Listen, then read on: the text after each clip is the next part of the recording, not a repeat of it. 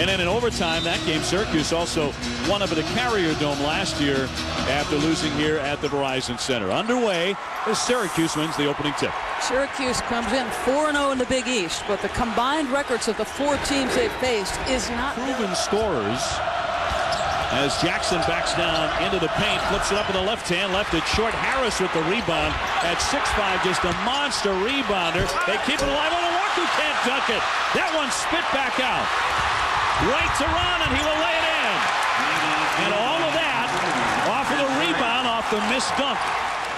They have 1 junior, 1 senior. They kick into the corner, and that line drive shot will go down, and a great job of moving the ball. Yeah, that first time out, when he had him on the bench, it's worked.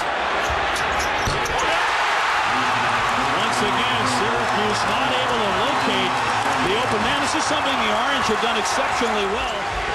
Now both he and Devendorf missing last season as Devendorf goes inside. Sims swats it away. Up off the backboard and a clean block. Now the alley-oop on the other end as Summers wiggles underneath for the basket. DaJuan Summers with a great-looking hoop. Summers to the baseline. Monroe with a great look to Sims and a slam. And Greg Monroe can do so many things on a basketball court for the Hoyas. And he's really lit this place on fire. Clark will swing it for Summers. He's their top scorer, the 6'8" junior out of Baltimore. On target, it's Austin Freeman, and all the shots are falling from everywhere on the floor for Georgetown. They lead it 37-18. Look at Monroe. Joseph with a bad pass. Batted away by the Hoyas. Summers, hits the deck and fouled. Look at him hop up. He has to be restrained by the officiating crew, Hightower, Hess, and O'Connell. He was hot. Yeah, I think it's a good take. He's going to get a technical foul. He got in the face of his opponent. Well, a spectacular dunk by Summers.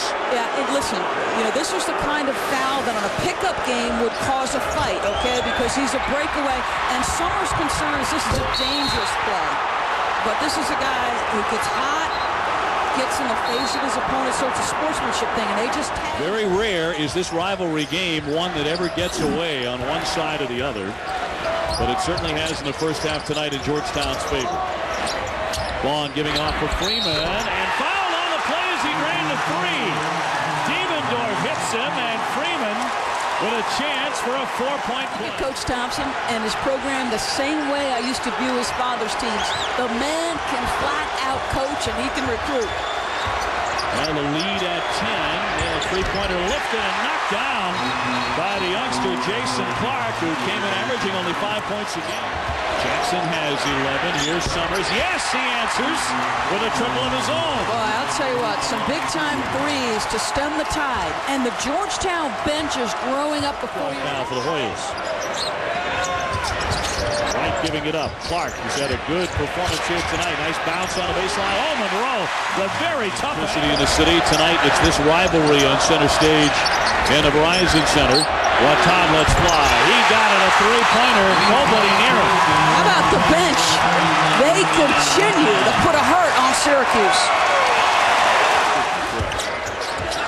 And tonight we really felt like this game would come down to the last couple of possessions. Ongenaet hitting the deck. That one skips into the backboard. Ongenaet got his fingertips on it. They have 5 seconds to shoot. Clark into the lane, flips it up and in. They had in hand from about midway through the first half. They were up 18 at halftime, and they win it by a final score of 88-74, shooting 59%, and they made a dozen threes. And Monroe is outstanding passing the ball.